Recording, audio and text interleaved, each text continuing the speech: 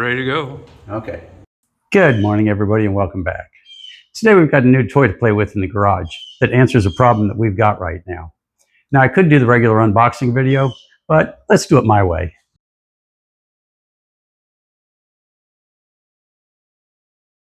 Okay, now I got this because, as you guys know, I do a lot of mini bikes and go-karts. And when you buy old ones, sometimes I even break big old axles trying to get the bolt off. And this will heat up the bolt and let me take it off easier. At least we hope it will. Let's find out. But in the meantime, I've got a little mini bike that I've got a bar that I need to bend.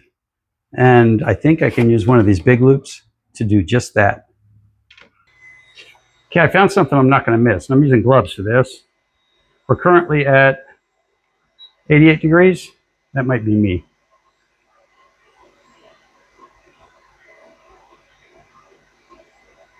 Between 88 and 91. Now this is Texas, and even though it's September, that's pretty normal temperature.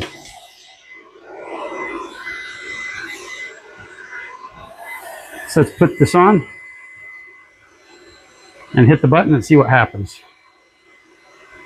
I figured a piece of rebar is something I'm willing to kill before I take it over to the mini bike and take a chance on destroying something I like.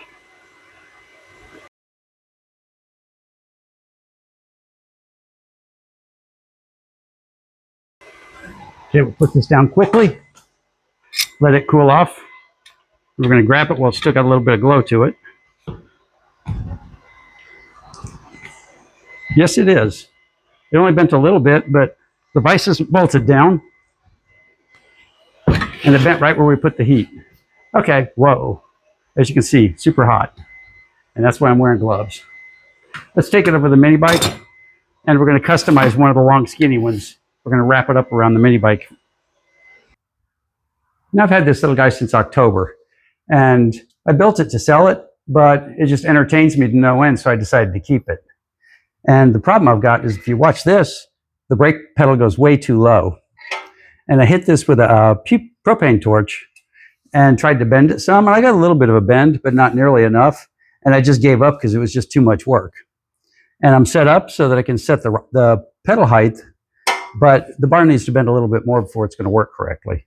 So I'm going to take this off real quick, and even though the torch failed, and it's not the intention of the tool, we're going to try to use the tool to bend this bar a little bit. Okay, as you can see, I took one of the big loops, and I made my own loop out of it. This wire actually bends pretty easily. So we're breaking every single rule. I'm sure the guys that gave this to me are probably going to have a fit with me because I'm not using the tool as intended.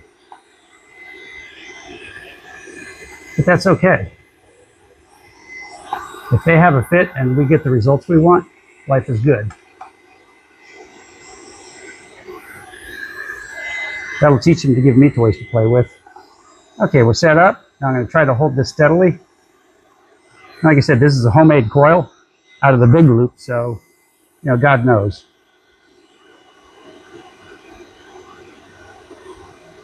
Now I know how long it took the rebar to get red, and I can't easily see around this, but I'm expecting it to work. Oh, look at that. You can see the heat changing color of the metal already. Toss it in water and we've got tempered brake pedal.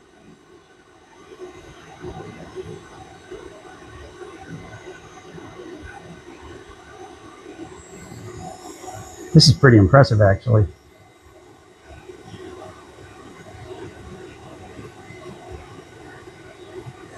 How are we doing? Okay, we're glowing red right now. I'm going to grab a glove. Holy crap on a cracker. That works perfect. Okay, I'll admit I'm impressed.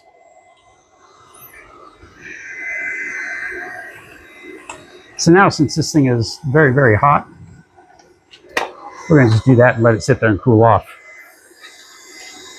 And our brake pedal is considerably farther off the ground now. That's what I wanted to see. Now I can make a left-hand turn and hit the brakes at the same time. And I've already drilled a hole in this, so I can put a bolt here so that it sits level under the cover.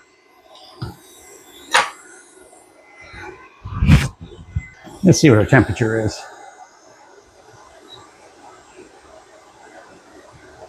Okay, it's still 250. Let's let it sit for a minute.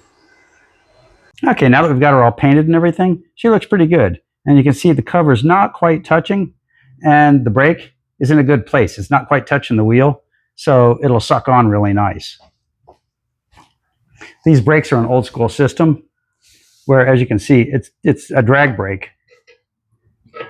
Works like that. Now, normally, if you see this little thin spot here, they sit like this right out of the factory, but I added that little spring underneath it, which holds it back. And it's not quite touching the tire on the bottom, so it's just perfect. Okay, this time I'm pretty impressed. Now, I did not use this for its intended purpose, but it worked like a charm. I get asked to review tools all the time, and I always tell them no, and I always tell them I'm going to be critical. These guys said, give it a run. They think I'll love it.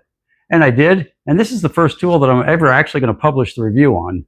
Everything else just failed. It just wasn't worth doing, and the company's asking politely to take them down. And let's say politely. That sounds better than what they actually said. So if you need to bend a bar or take a bolt off, this works like a charm. And the little extra loops that they give you can be bent and rebent to fit your purpose. Now, it has to be loops or it's not going to work because it's a magnetic induction field. If you tried to just put this on just like this, it wouldn't work. Theoretically, if you put your finger in here, it wouldn't burn it, but I'm not going to put my finger in there and find out. So, all you new people out there, if you made it this far, you might as well subscribe. It's free, and it's what we work for. So, thanks for watching, and we'll see you next time, hopefully on a cooler day.